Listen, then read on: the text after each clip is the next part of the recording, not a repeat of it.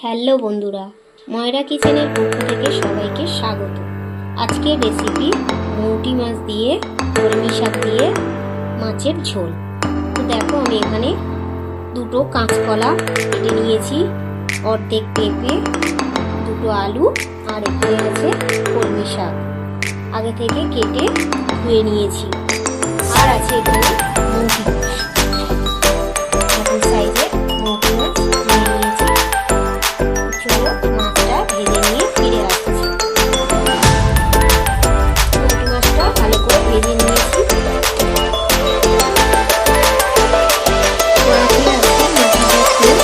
তেলের মধ্যে দিয়ে দেবো গোটা জিরে, এবারে দিয়ে দেবো আলু কাঁচকলা,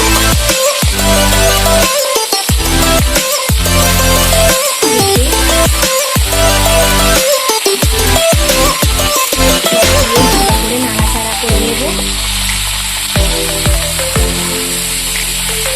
সবজিটা একটু ভালো করে ভেজে নেব।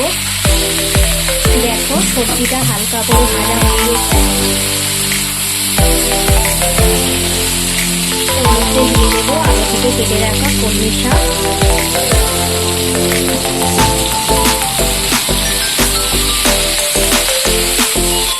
এবারে দিয়ে দেবো টমেটো কুচি।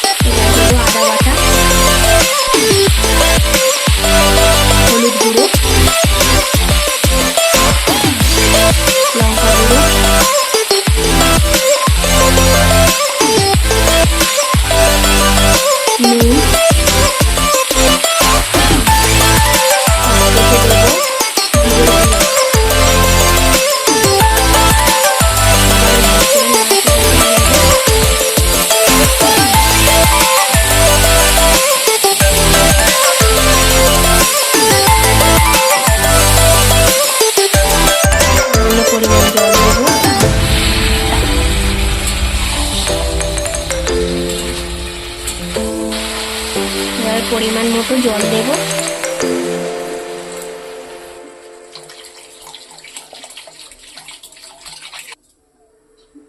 পরিমাণ মতো জল দিয়েছি, কিছুক্ষণ ফুটতে দেব। তরকারিটা ফুটে গেছে, ওর মধ্যে আগে থেকে মাছগুলো দিয়ে দিয়েছি, ভাজা মাছগুলো। দেখো,